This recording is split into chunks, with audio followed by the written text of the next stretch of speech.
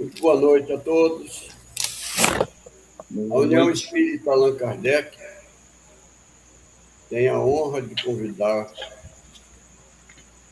a todos para mais uma live, né? Live de número 165, onde nós estudamos o Livro dos Espíritos, começamos desde a pergunta de número 1, né? O que é Deus? E já estamos na pergunta de número 872, a terceira parte do Livro dos Espíritos, que fala sobre a lei da liberdade. Lei de liberdade. Ela vai de 825 a 872, no capítulo 10. E a nossa live é todas as quinta-feiras, 19 horas. Aqui no horário de Mato Grosso do Sul. No horário de Brasília, 20 horas. A nossa casa fica na Rua Iviema, número 5.565, no Jardim Monte Libro. E nós fechamos os nossos olhos físicos, conversamos com Deus na sua infinita misericórdia, sabedores que somos das nossas responsabilidades e deveres, mas também sabedores de que nós estamos aqui com muita alegria, com muito prazer, porque sabemos que vamos aprender um pouco mais a respeito desse livro maravilhoso, dessa doutrina fantástica, né, que é a doutrina espírita, que nos deixa um pouquinho mais sabidos, mais esclarecidos, mais aprendidos, né? Nós estamos aprendendo cada vez mais. E agradecemos muito a Deus e a Jesus por esta oportunidade maravilhosa. Que Deus e Jesus e os bons espíritos estejam conosco durante todo o transcorrer do nosso estudo na noite de hoje. Muita paz e Jesus nos abençoe. Passamos imediatamente para o Odilon, que é responsável pelo estudo. Boa noite a todos, todas, aqueles que estão presentes, aqueles que virão assistir depois pelo YouTube. Muito bem, como foi dito pelo Mano, nós estamos vendo então o capítulo 10, resumo teórico da motivação das ações humanas. Esse capítulo 10 da Lei de Liberdade, esse é o último, né? É o último tópico, que é a pergunta 872. Ele está dentro do conhecimento futuro, resumo teórico, ou não? Não, né? É outro item. É o resumo teórico do móvel das ações humanas. Conhecimento futuro é até 871. Muito bem. Para a gente lembrar, porque foi esse tópico, ele não é pergunta, né? Ele é um resumo da Lei de Liberdade. Então, eu coloquei aqui os quadros que nós já vimos, um resumo maior ainda, né? Só alguns tópicos, só para a gente lembrar e depois seguir em frente no nosso item. Então, aqui diz assim que o homem não é fatalmente conduzido ao mal. Esse aí foi o primeiro quadro que nós vimos, né, na semana passada.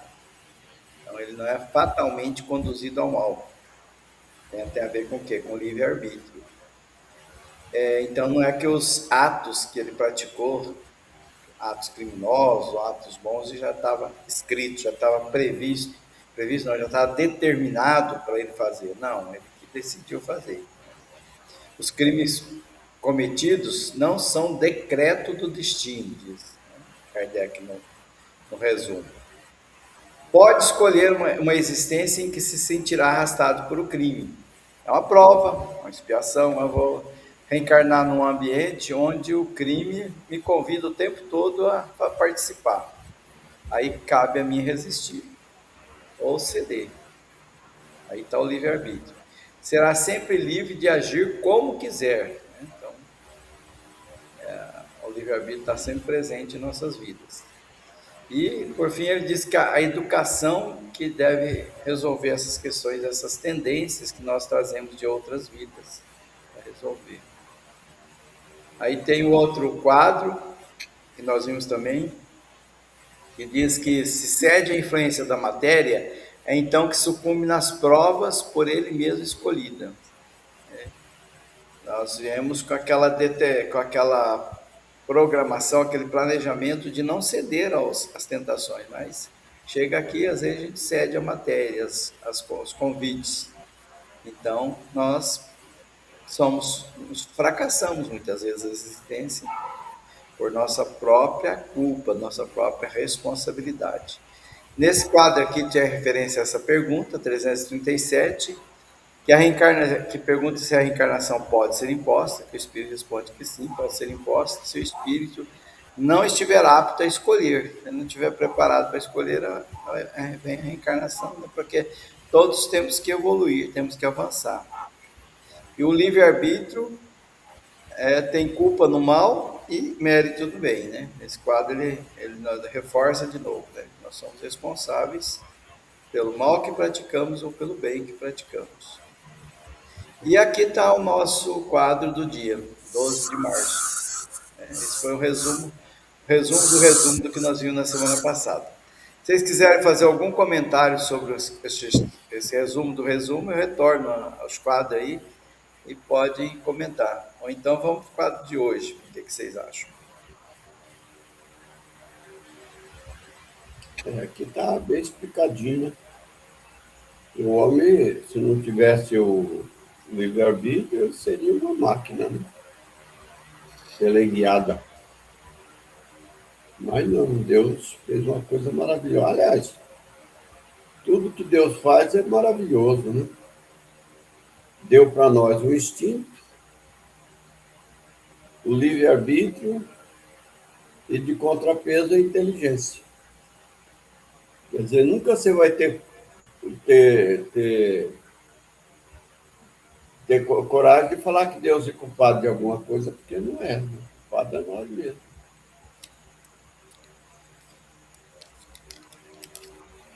Você pode até falar isso sem pensar, né? Mas quando você analisar bem, você fala, não, o que é isso? Se eu não tivesse a liberdade, eu teria o instinto. Se eu não tendo o instinto, eu tenho a liberdade, o livre-arbítrio. E ainda para me ajudar, eu tenho a inteligência. Para saber definir o que é certo e o que é errado.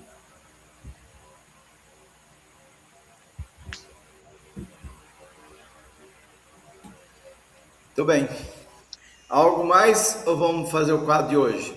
Começar o nosso.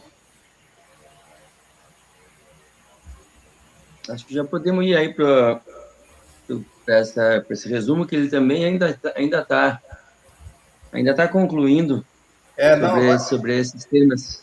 São alguns quadros que nós vamos ver sobre essa questão hoje. Uhum. Quem que faz esse, então? Vamos dar um molinho ou Orlando? Posso começar. Ok.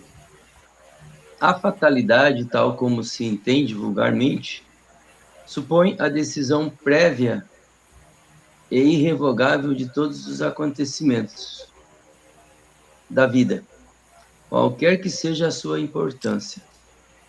Se assim fosse a ordem das coisas, o homem seria uma máquina sem vontade. Para que ele serviria a sua inteligência, uma vez que em todos os atos ele seria invariavelmente dominado pelo poder do destino. Uma doutrina assim, se fosse verdadeira, seria a destruição de toda a liberdade moral. Não haveria mais responsabilidade para o homem, e por consequência nem o bem, nem o mal, nem os crimes, nem as virtudes. Deus, soberanamente justo, não poderia castigar sua criatura por faltas que não dependeram dela e nem a recompensar por virtudes das quais ela não teria o mérito. Uma lei assim, por outro lado, seria a negação da lei do progresso, pois o homem que esperasse tudo do destino não teria nada para melhorar sua posição, não tentaria nada para melhorar sua posição, já que não conseguiria mudá-la, nem melhorar, nem para melhor, nem para pior. Tá bem mastigadinho, né? Acho, no meu modo de ver, entender aí, tá bem, Sim. bem claro, né? A questão do, acho que batendo sempre na mesma questão do mérito, né? Se tudo tivesse já decidido, tudo tivesse já destinado, fosse um fadário, não haveria mérito naquilo que acontece. Porque mesmo que você, a não ser, né, que algo que não fosse bom acontecer, a gente fizesse ali, e tivesse já destinado, a gente fizesse toda uma força para que não acontecesse, ou para que acontecesse. Então, eu acho que poderia haver ainda algum mérito em reagir, em, em evitar ou em se empenhar para que acontecesse algo. Mas o que a lei diz, o que mostra toda a nossa inteligência, a nossa compreensão, é de que essa liberdade nos torna responsáveis e nos dá o mérito daquilo que nós fazemos. É isso aí. Para nós espírita parece muito claro isso, né? Muito evidente.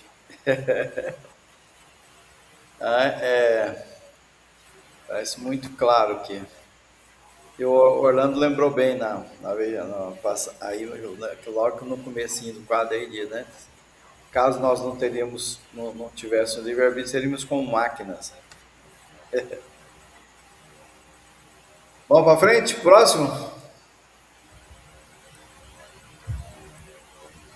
Aí, Vamos. aí está. Orlando agora, né?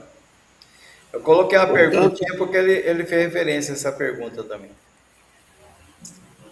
portanto, a fatalidade não é uma palavra vã. Ela existe na posição que o homem ocupa na Terra e nas funções que aí cumpre, por consequência do gênero de existência que seu espírito escolheu como prova, expiação ou missão. Ele sofre fatalmente todas as vicissitudes dessa existência e todas as tendências boas ou más que lhe são próprias.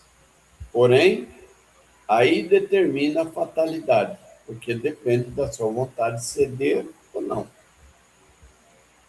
a essas tendências. O detalhe dos acontecimentos depende das circunstâncias que ele mesmo provoca, por seus atos, e sobre as quais os espíritos podem influenciar pelos pensamentos que eles sugerem.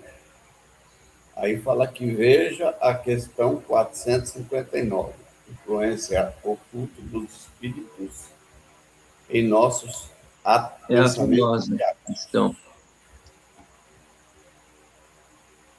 Lê essa muito. 459, né? Os espíritos influenciam nossos pensamentos e nossas ações. A esse respeito, a influência deles é maior do que vocês imaginam, pois frequentemente são eles que vós dirigem. Tá doido, mas é verdade mesmo. As nossas imperfeições, as nossas vontades de fazer coisa errada, aquele jeitinho, né? Tudo torto, é um prato cheio para os malfeitores, né? Que, na verdade, os espíritos somos nós mesmos, né?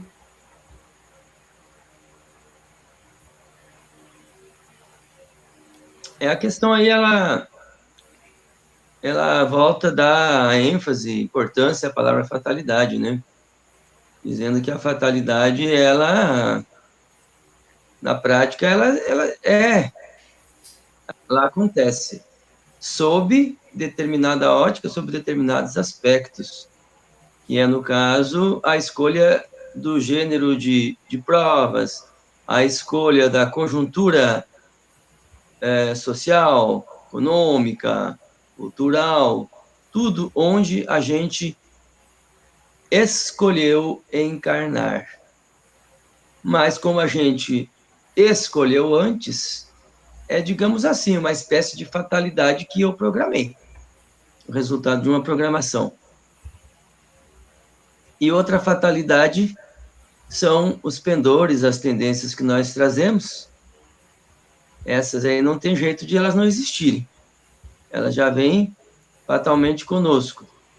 Mas termina essa fatalidade no momento em que a gente, em cada momento que a gente vai agir.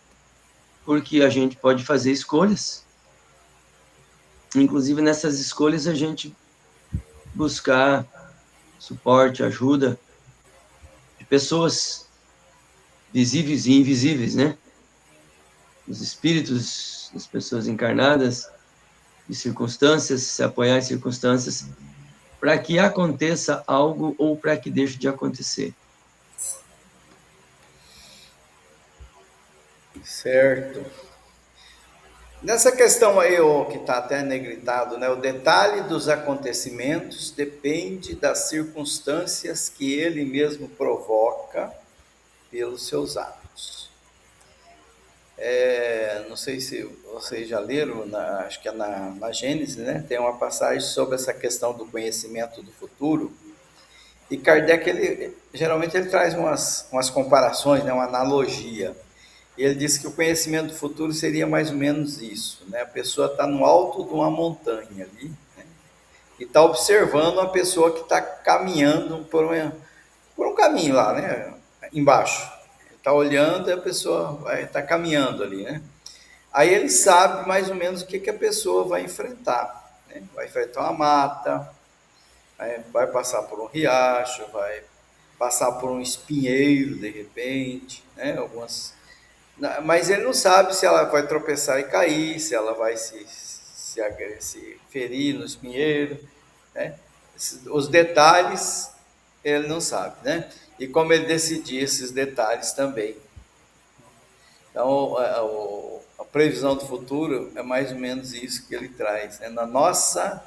Nosso nível, né, evolutivo. É evidente que em níveis bem mais elevados, né, os detalhes, provavelmente os espíritos têm um conhecimento um pouco maior, né? Conforme a evolução, eles vão tendo um conhecimento mais apurado dessa caminhada. Só para lembrar essa passagem aí que eu falei. Essa pergunta 459, ela é bem utilizada dentro da doutrina espírita, né? Causa uma certa estranheza, né? Como é que pode os espíritos nos dirigirem? Frequentemente eles vos dirigem. Mas tá bem batido isso aí também, né? Vamos para frente? A próxima. Aí está. A fatalidade está, então, nos eventos que se apresentam, posto que eles são a sequência da escolha da existência feita pelo espírito. Ela pode deixar de ser o resultado desses eventos, pois pode depender do homem modificar sua direção através da sua prudência. Ela nunca está nos atos da vida moral. É na morte que o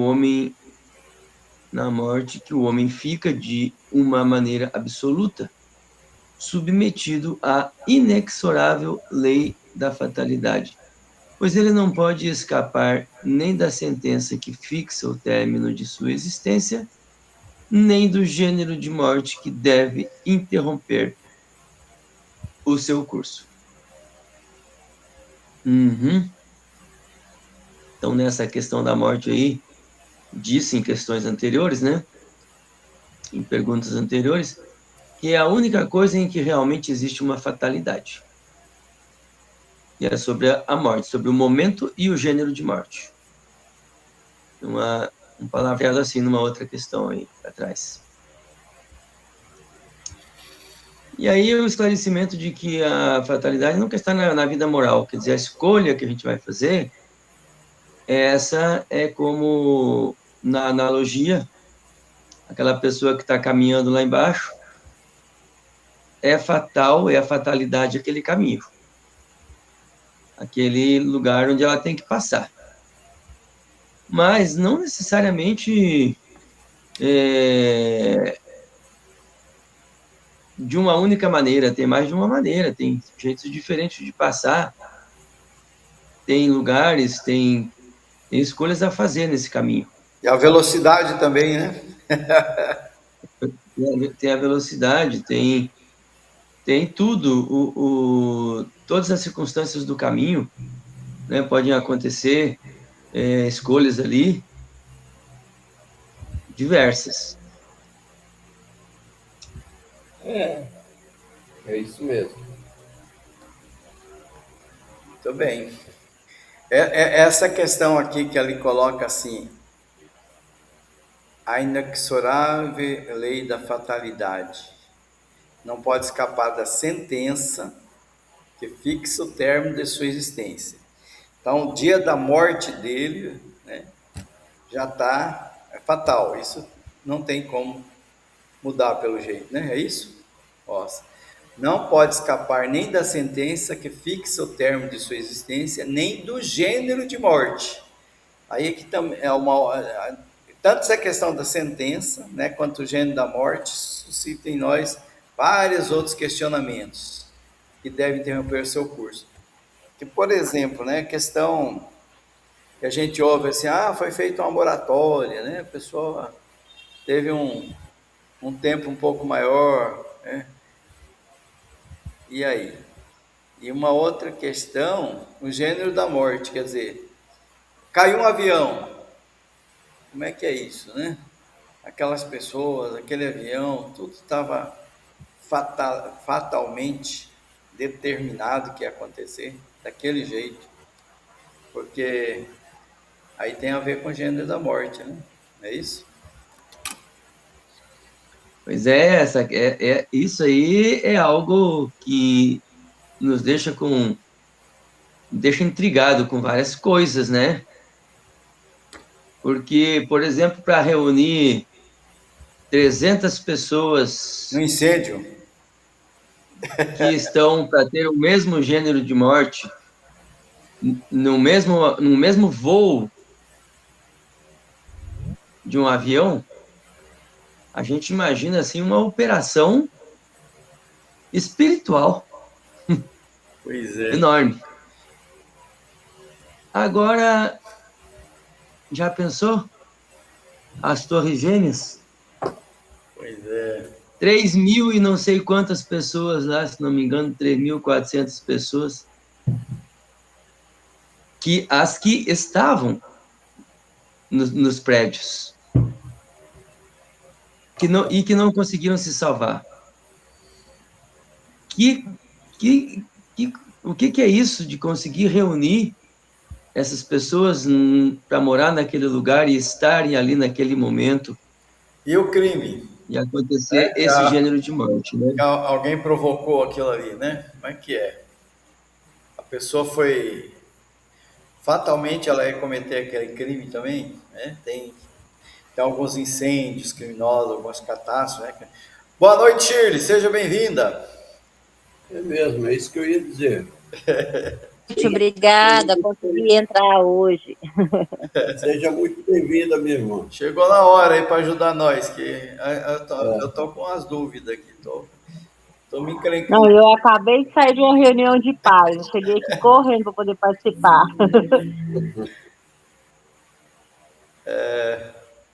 Nós estamos aqui numas dúvidas aqui sobre a tais fatalidade, né? O que é fatalidade, o que não é fatalidade? E se a fatalidade existe ou não? Determinismo, En- livre-arbítrio, essas questões todas. Então, eu ouvi uma palestra uma vez, uma pessoa comentando sobre esse assunto das torres gêmeas. Vou partilhar o que eu ouvi de uma palestrante, né? Falando justamente disso. As pessoas que trabalhavam nas torres gêmeas naquele dia, que não foram por algum motivo, e aí a análise dela foi sobre isso. Aí entra a fatalidade ou como eu vou chamar? A possibilidade de um resgate das que estavam lá, né? Por alguma coisa que elas fizeram, que foi as que faleceram, e as que não precisavam falecer naquele momento. Teve pessoas que, por exemplo, o carro não funcionou, não conseguiram ir trabalhar, perderam um avião que tinha uma reunião naquele dia, no escritório lá das Torres Gêmeas, ou então alguns mesmo foram avisados para não irem trabalhar naquele dia por alguém que interferiu a ida deles. E tem N relatos sobre isso. Então, como o nosso colega estava comentando, 3.000 e tantas pessoas faleceram naquele dia. O que elas provocaram na vida delas, em alguma outra situação, né, em outra vida, para o resgate acontecer. É igual quando a gente ouve aquele caso da boate Kisses, né? Kisses, eu acho, aqui no Brasil, para morrerem queimadas, pisoteadas. O que elas provocaram em outra situação também. Então, é para se pensar, tudo tem seu preço, né? A conta chega em algum momento, de alguma forma. Então, eu acredito que, pelo que eu já li, estudei e ouvi pessoas que estudaram, o resgate foi por conta de algo que ele cometeu. E essa foi a forma. Alguns podem não ter tido a necessidade de morrer daquele jeito, pode acontecer, né? Quem somos nós para realmente saber, né? O preço. É isso. Eu acho que essas questões, que são meio assim, que a gente não consegue entender direitinho, né? Nem aceitar muitas vezes, né? Que eu até costumo falar assim, eu vou deixar numa gavetinha. Um dia, quem sabe, seja esclarecido ainda, mas por enquanto ainda não consigo. É difícil. Ô, John, desculpa te interromper, mas é que eu estava no reunião de paz, então eu estou ativíssima para falar hoje. Igual, por exemplo, teve um acontecimento essa semana aqui na minha cidade. Um filho esfaqueou o pai. O que gerou tudo isso? Né? Primeiro, a gente sabe que a gente veio na família, que a gente precisa vir, né, para resgatar, que a gente precisa resgatar com aquelas pessoas, né? Ou vice-versa. E o que será que aconteceu nesta vida com ele, que o filho chegou a esse ponto?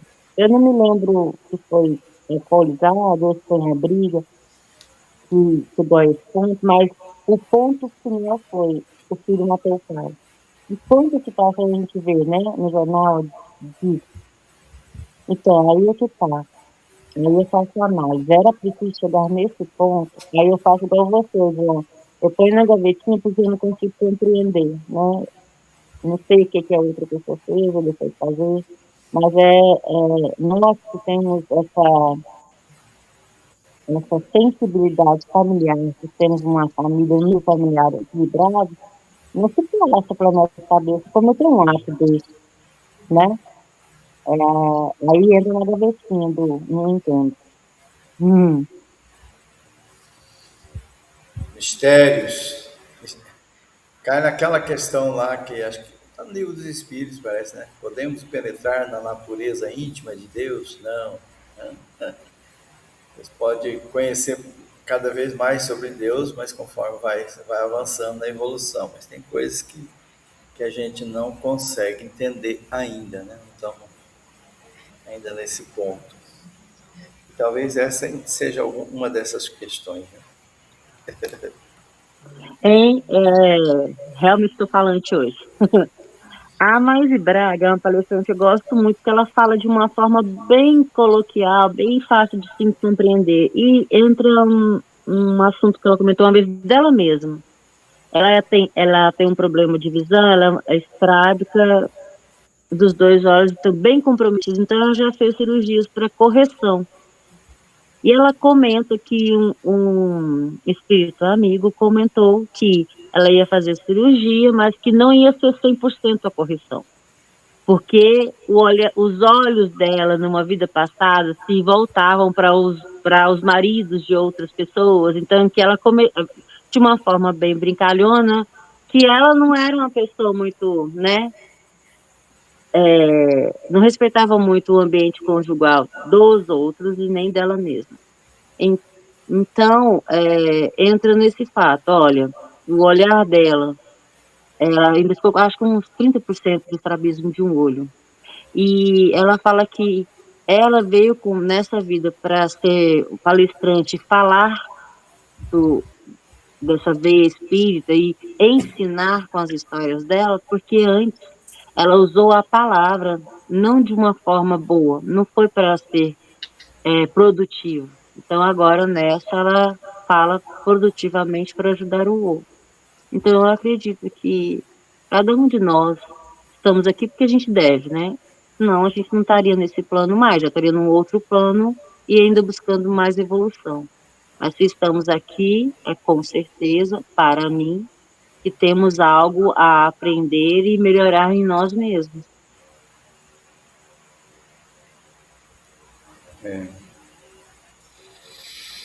Mais alguém?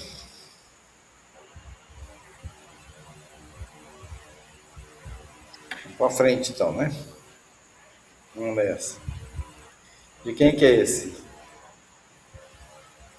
Eu? Agora tem a Shirley também. Eu não sei se ela está em condição de ler. Como é que está o seu aparelho? É assim, Meus olhos. pequenininho, dá para ler ou não dá para ler? A Shirley. Acho que ela está com o microfone fechado. Você está com o microfone fechado, o Shirley.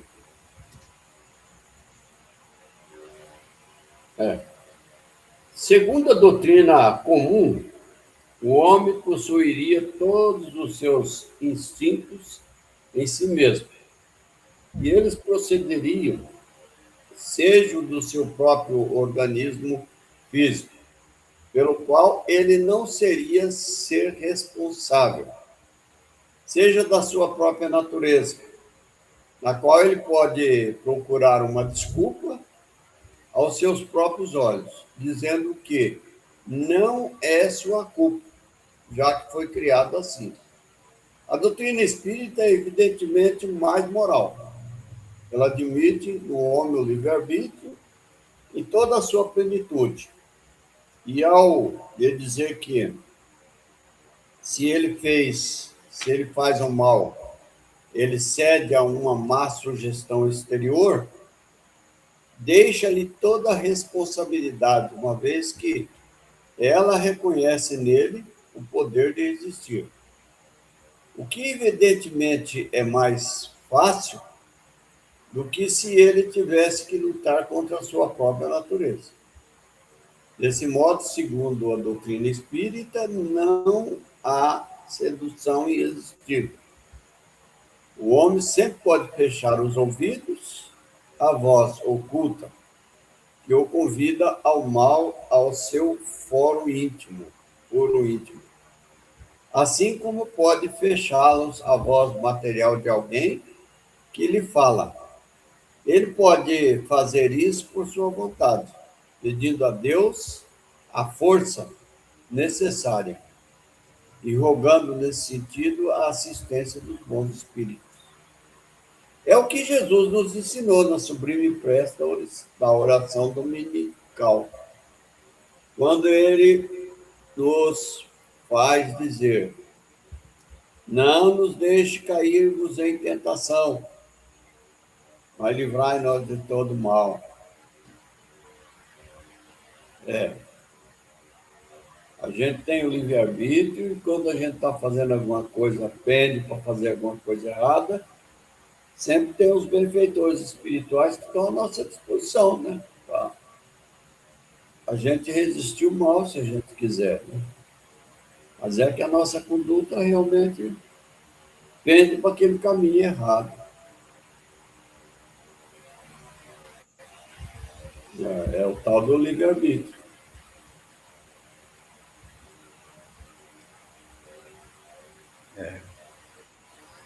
Mais alguém?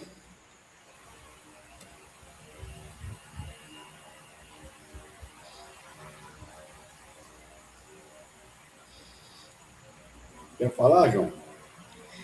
Segunda Eu acho que doutrina aí tá. comum. Acho que não trouxe nenhum assunto novo aí, né? Do que a gente já viu, né? E a gente já discutiu. Questão aí da natureza, questão da influência também, né? Natureza, a natureza nossa é da influência espiritual.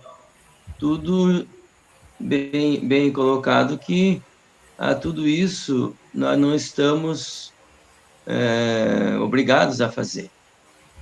Há coisas que servem de arrastamento, servem de tentação, mas não nos compele, não nos obriga a fazer. Nós temos a condição de reagir, já já escolhemos aquela conjuntura antes de encarnar, conscientes de que teríamos que fazer esforço, né, de que não seria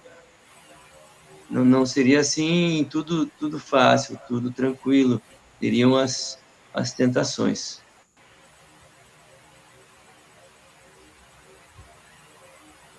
É isso aí. Não tem desculpa, né? É o arrastamento, é o. Mas aí eu disse que é o capeta, né? A culpa do capeta. Aí o espírita usa a culpa dos obsessores. Tem desculpa não. Tá certo. Vamos pro próximo então, né? Aí está. A Shirley voltou. Eu tinha perguntado, Shirley, se você tinha condição de ler também. Você está com o microfonezinho Você tá... fechado, viu? Então, na hora que você falou, eu estava tentando ligar ele, aí eu não consegui, porque eu estou no celular, mas eu vou ler. Eu vou ler meio picadinho aqui, eu vou ficar aumentando a tela. Só um pouquinho. Essa teoria da causa, é esse aqui, né, para ler, não é? Isso. É. Essa teoria Lê da explicar causa... para nós. Ok. Essa teoria da causa existente dos nossos atos... Opa! Ai, meu Deus, minha... Caiu de novo. Apertou o botãozinho lá. Aí a conexão. Aí, voltou. Microfone fechado, viu? Eu cliquei para sair sem querer. Então, vamos lá. Essa teoria da causa existente dos nossos atos ressalta, evidentemente, de todo o ensinamento dado pelos Espíritos. Não somente ela é sublime em moralidade, como acrescentaremos que ela eleva o homem a seus próprios olhos. Ela mostra-o livre para repelir um domínio obsessor, assim como para fechar sua casa aos importunos. Não é mais uma máquina agindo por um impulso independente de sua vontade, mas é um ser racional que escuta, que julga e que decide livremente entre dois conselhos. Malgrado isso, acrescentamos que o homem não está privado de sua iniciativa. Ele não age menos pelo seu próprio impulso, já que definitivamente ele é apenas um espírito encarnado que conserva sobre a sua vestimenta corporal as qualidades e os defeitos que ele tinha como espírito. As faltas que cometemos, têm, então, a sua origem primordial na imperfeição de nosso próprio espírito. que ainda não atingiu a superioridade moral que terá um dia, mas que, por isso, nem tem menos livre-arbítrio. A vida corporal lhe é dada para se purgar de suas imperfeições através das provas que ele experimenta, e não precisamente essas imperfeições que o tornam mais frágil e mais acessível às sugestões dos outros espíritos imperfeitos, que se, ai, me perdi, imperfeitos, que se aproveitam delas para tentar fazê-lo fracassar na luta que empreendeu. Aqui está muito claro, nós estamos num processo de evolução. Aqueles espíritos que ainda estão no que já não conseguiram seguir à frente, que estão devedores e estão importunando a nós que ainda estamos aqui na carne, eu lembro que o Chico Xavier ou alguém, eu não lembro mais quem, quando interpelado, se a gente é influenciado, né? Aí falou assim, nós não temos ideia do quanto nós somos influenciados, né? Quanto sofremos de influência. Agora, o João falou uma coisa muito certa. A gente tem livre-arbítrio. A influência ocorre no nosso dia a dia o tempo inteiro, de encarnados e desencarnados, né? Agora, cabe a nós, se conscientes, né, do ato, falar, não, peraí, não é assim, não vou me deixar levar, isso não me procede, eu não vou caminhar para esse lado. Mas aí é que está. Para isso, nós que estamos aqui reunidos nesse estudo, a gente já sabe que a gente tem que estar numa frequência equilibrada, né, de acordo com cada nível de cada um, para que a gente não ceda, né, de alguma forma, qualquer tipo de influência. E tem dias que a gente sabe, tem dias que a gente está por algum motivo para baixo, por algum motivo não está alinhado, e a gente se deixa levar por algumas situações. Com um pavio curto, né? Exato. Nossa, João, eu tenho uma raiva de mim mesma, porque dentro do que eu já aprendi, foi pouco, mas eu considero que o controle meu emocional, eu tenho que ser melhor do que eu já sou.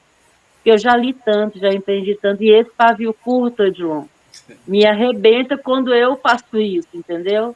Aí eu me martirizo, aí eu falo, mas gente, isso aí eu já sei que eu não posso. O de novo me arrebenta. Então eu acho que é um teste a todo momento para cada um de nós, cada um na nossa vivência, né? Nos nossos pequenos delitos Acho que todos que nós temos derrubam a isso, né? gente. Todos nós. É uma luta diária. É isso que eu acredito. Mais? Alguém mais? Tá parecendo meus aluninhos, silêncio profundo. Eu acho interessante essa afirmação, a vida corporal lhe é dada para purgar suas imperfeições. É uma espécie de impureza, de Purgatório? sujeira, né? Porque isso aí me remete a uma questão. Como é que essas marcas do erro que nós fizemos ficam em nós? Elas ficam uma marca no perispírito, alguma coisa que vai vir e vai influenciar ou vai predispor a alguma situação? Ou é na mente mesmo esse vício moral? É interessante. Para mim ainda tem bastante dúvida sobre isso, né? Como é que é esse purgar aí? Porque a gente ouve tanto falar, né, que tem as formas de limpar, de nos limpar, né, de fazer essa filtragem, que seria pela matéria física, uma forma, e a outra pela prática do bem. A gente ouve também isso, né? Bastante. Sim. Então, A prática do bem e a doença são duas coisas iguais para fazer essa limpeza? Elas limpam, as duas coisas limpam o ser, a marca que está, a mancha, Eu acho que isso aí são a mácula que ferramentas, está né? no... Sim, São instrumentos, né? são ferramentas, mas elas limpam aonde? Elas limpam aonde? No perispírito, elas limpam na mente, porque a mente também é uma outra questão, né? O que é a mente é algo que é complexo para explicar. O que é Então, a mente? ô João, eu Pode falar. já li algo e estudei algo com relação à doença que chega para nós, né?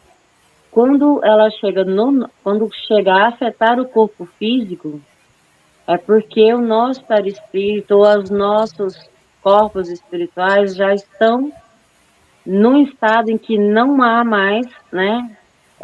Eu esqueci o termo, mas que o que se resta é afetar o nosso físico, Corpo né? físico, E somatismo. aí agora eu fico imaginando, eu não sei como você se sente quando você fica estressado, que alguém te estressa e você quer segurar aquela emoção para não rebater. Eu sinto, hoje eu percebo que o meu corpo físico, quando o meu emocional está abalado, o meu corpo físico inteiro, eu sinto a energia quando ele vai, sabe? Ela desce uma energia que é tão assim pesada em mim que ela vai, chega arrepiando, da cabeça aos pés. E aí eu sinto uma letargia, uma moleza, e aquilo eu sei que é porque a minha emoção está afetando o meu corpo, sabe? E antes eu achava que era só tocar. E aí eu faço uma aplicação de reiki em mim e tento me equilibrar.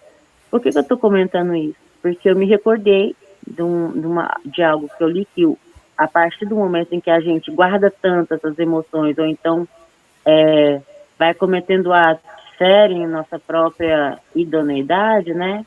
E aquilo se transforma em uma doença no nosso físico.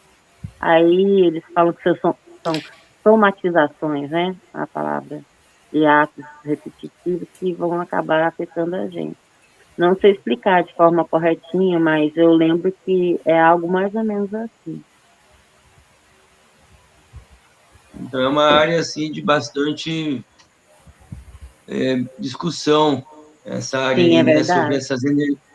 Sobre essas energias que já estão, muitas que já estão no nosso corpo espiritual, já fazem parte das nossas tendências, dos nossos pendores, mas também aquelas que agora a gente produz com pensamentos, com atitudes, com sentimentos que a gente cultiva, e a gente produz essas energias que muitas vezes elas produzem no corpo físico os efeitos, elas se materializam no corpo físico, né? Aí vem a tal da somatização, né? Que é a manifestação dessa energia, dessa força nos órgãos do corpo físico, que é o soma. Vocês se lembram eu lembro de uma fala também do Chico Xavier, quando ele comentou que ele foi receber uma mulher e ele via no perispírito dela, eu não corrija-me se eu estiver errada, quando a pessoa comete abortos, né, ficam aquelas manchas, né, eu me esqueci o nome delas, e para que ela transforme, trabalhe isso e corrija isso nessa vida, né, ela tem que fazer todo um estudo próprio para tentar sanar esses erros, né? Mas isso é a somatização no perispírito do que ela cometeu, que pode também afetar como uma doença no corpo físico dela. É algo assim, não é? Eu não me recordo direito. Não é, Ah, João? no perispírito são as marcas só, né? E no corpo físico, que se chama soma, é a somatização. Por Então é isso isso que é, mesmo. que é a somatização. Enfermidade física. Naquele livro que nós Quando estamos manifesta, estudando agora, do o Calderaro lá, que ele fala um pouco sobre essa questão, né? Que a gente fica ligado a certas ocorrências, a certos temores, a certo medo, e daí ele até faz referência àquela experiência lá do Pavlov, do reflexo condicionado.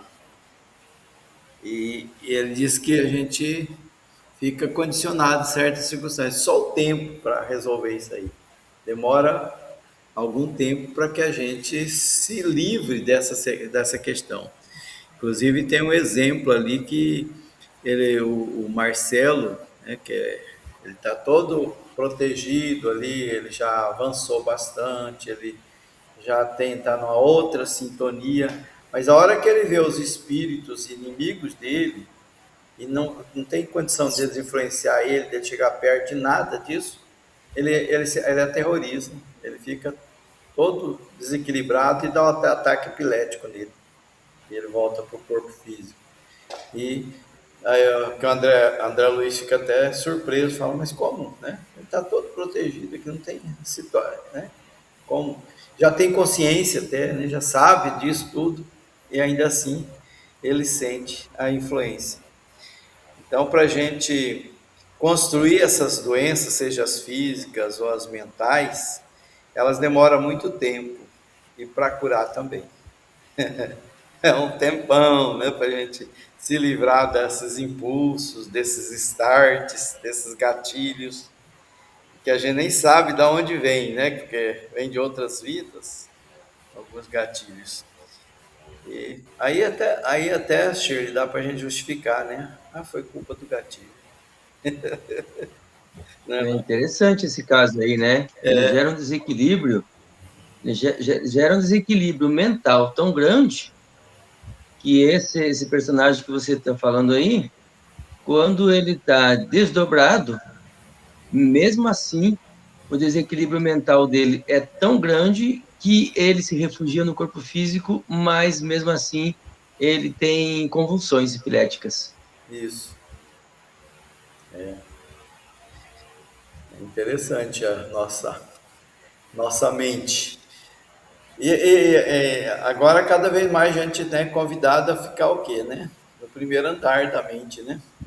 Essa que é o convite desse livro, né? A gente se manter na boa sintonia, procurar estar sempre na boa sintonia para evitar esses repentes, né? Que a vida nos traz, esses starts, que a gente conseguindo se equilibrar cada vez mais. Muito bem. Mais algum comentário? Dá para fazer mais um pedaço? Ou estamos no nosso horário? Como é que estamos aí? Falta 7 minutos. 7 minutos. Dá para fazer mais, né? Mais um pouco. Mais um pouco, né? Então vamos no próximo aí. Uhum. Se sair vencedor dessa luta, então se eleva. Se tombar, permanece o que era, nem pior, nem melhor. Interessante que já está reforçando aquela questão não retrograda, né? Não retrograda. Se não conseguir vencer, fica no que era.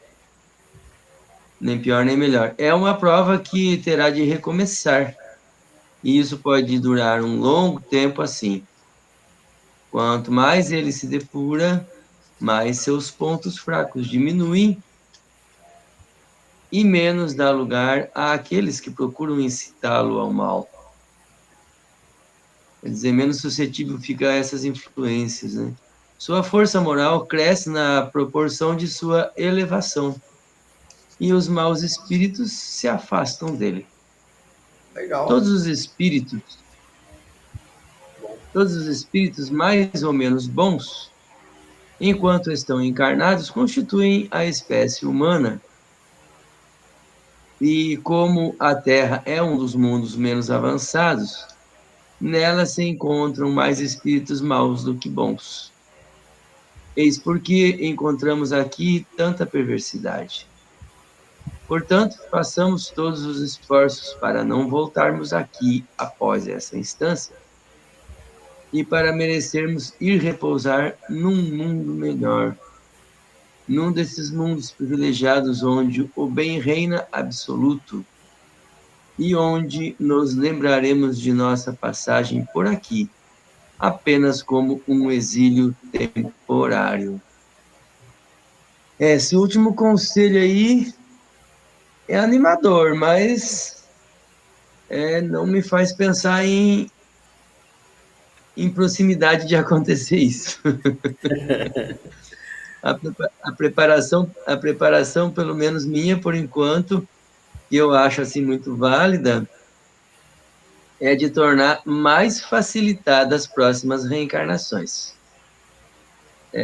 De se livrar de alguns condicionamentos ruins, de alguns maus pendores, de algumas ignorâncias, de se esclarecer, né, e de iniciar a prática de alguma disciplina no bem, mesmo que ainda o sentimento muitas vezes não acompanhe da mesma forma, mas nós precisamos teimar em fazer o bem. É o meu entendimento, que isso já ajuda de alguma forma, porque você vai buscando ali sentir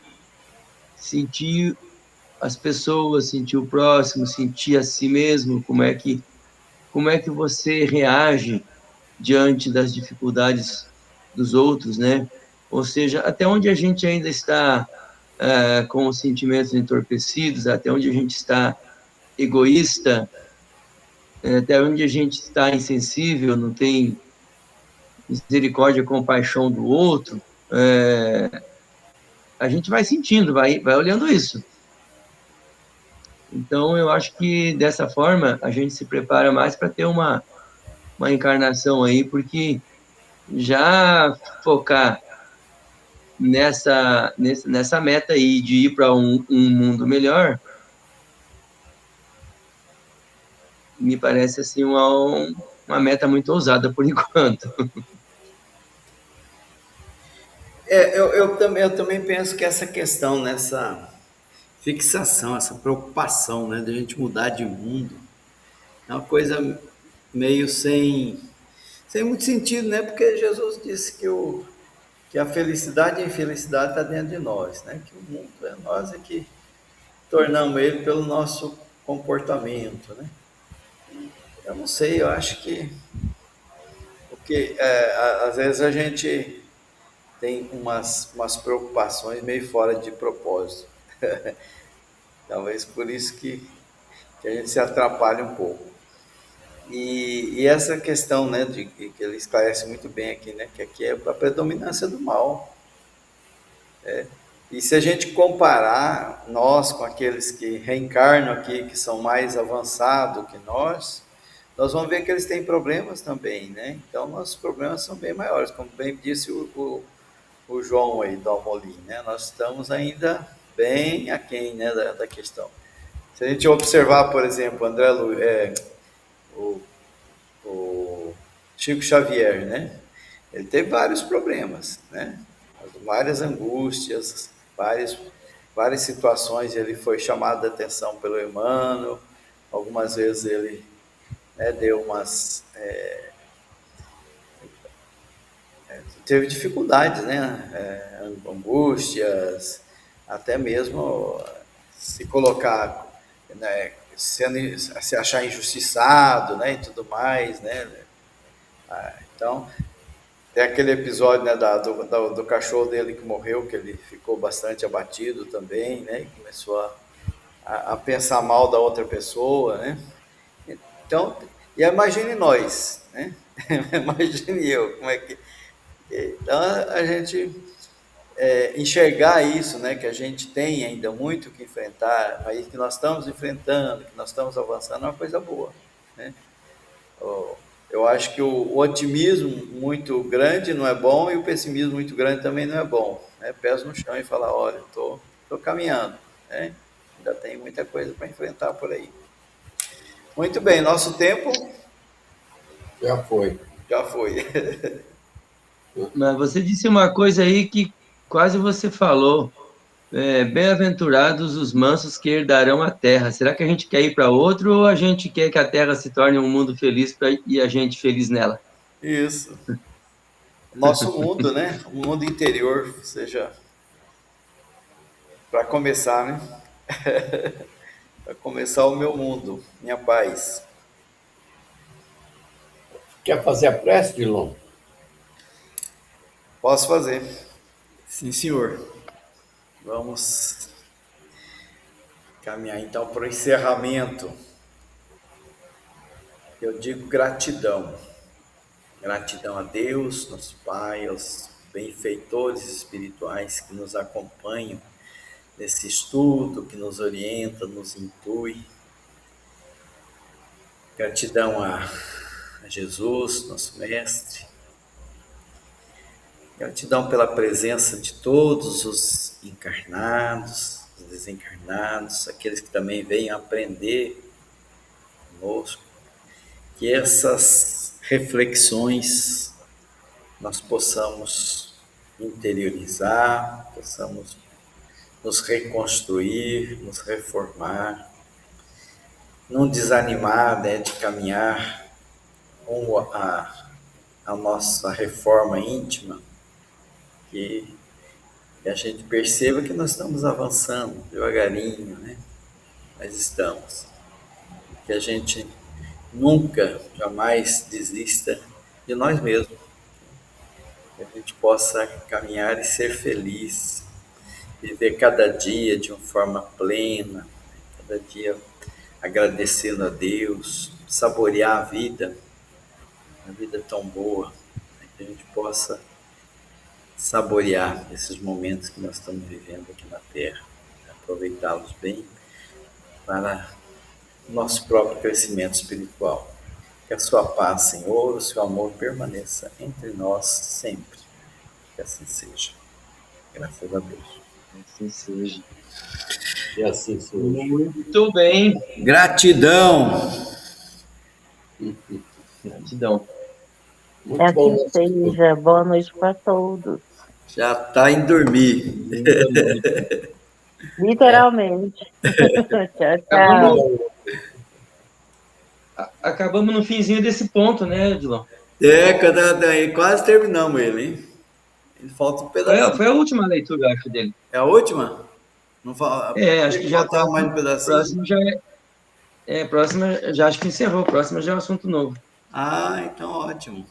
Muito bom. Lei de justiça, Essa, amor e caridade. essa também acho que vai dar um debate bom, hein?